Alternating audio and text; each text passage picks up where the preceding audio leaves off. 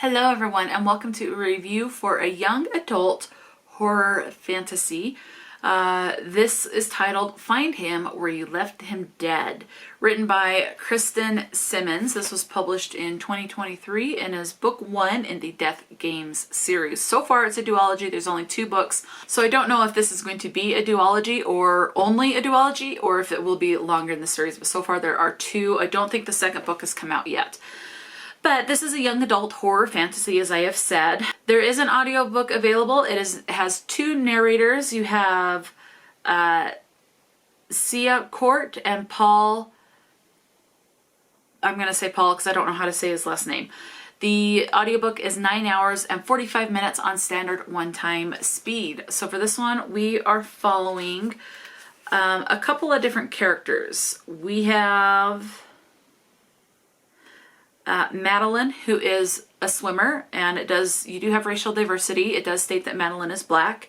You have Emerson, who is a big gamer. You have Dax, who is a guitarist. You have Owen, who is an actor, and it says that he is actually half Japanese.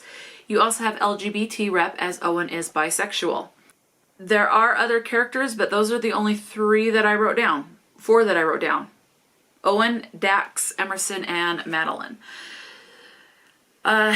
These are a group of friends. They end up going to this cave when they're younger, and one of their friends goes missing. They create this story that they were just at this place like studying or at this like cafe shop, and they don't know what happened to their friend. And so years later, things start to happen as far as being visited by the ghost of their friend. And so this group of friends get back together, they go back to the cave, and they basically end up going through this portal, and they are told there is this, in order to get their friend back, they have to complete certain tasks, and so they're going through trying to complete these tasks to maybe save their friend and to stop getting haunted. And it is, what I liked about this is these tasks and this game seems to be just rich in Japanese folklore and mythology and things like that. So that was really fun. And so you're following as they're trying to complete these tasks. There are these cards that give them clues to the tasks. And like one of them is that they have to tell the truth, and they end up in a field for this particular task with, like, these are teenagers, like think 15 to 18-year-olds.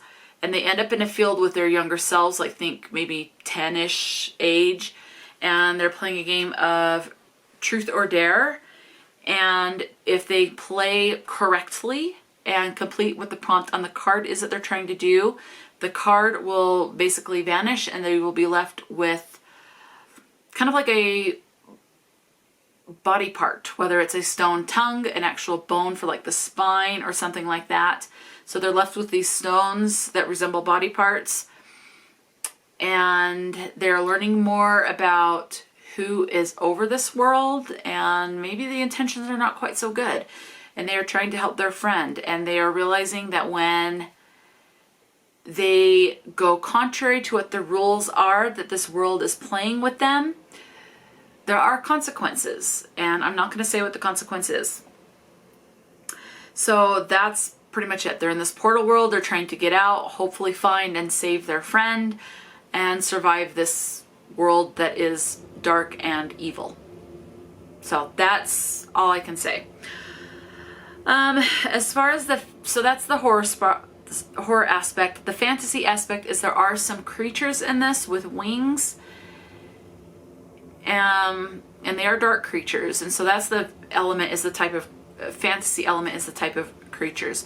One horror aspect is if you are afraid of spiders, there is a scene with spiders in this, and that gave me the heebie-jeebies. So that is definitely one of my phobias. So as far as content and trigger warnings, what do I have written down? You have blood, gore, death, you have abandonment, and grief. This was 255 pages for the ebook version that I read. So yeah, that's your content and trigger warnings. It definitely more so on the blood and gore. As far as the word counts, if you are still on the fence, we have 13 times. Now please keep in mind, this is a young adult, so if this was an adult, I think it would be, the words would be a lot more.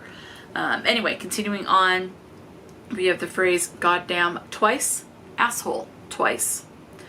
The word Lord 4 times, not in a religious sense, that at least nothing that stood out to me since reading the book and now doing this review. The word fuck comes up 5 times, hell 14. The word God 4 times again. I don't believe this was in a religious sense. Jackass once, bullshit twice. Balls once, smartass once. Dick once, bastard once. Badass once. Kick-ass twice. Package once, and damn once. So more mild on that.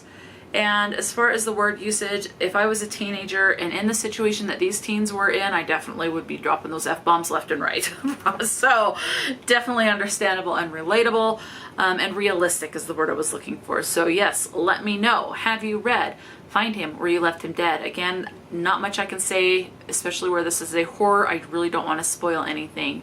But think Japanese folklore, and I have found that Japanese horror tends to go there, and this one did with the blood and the gore at times, especially the scene with the spiders. It was more mild because it was a YA. I think if this was adult, it really would have gone there and been really creepy. But I think this went there for its target audience, if that makes sense. So yeah, let me know. Have you read this? Have you read any other books by Kristen Simmons? Is this something that you're interested in, or is this one that you're going to give a pass to? Let me know. Talk to me in the comment section below. And until next time, stay true to yourself and enjoy a good book, and I will talk to you later.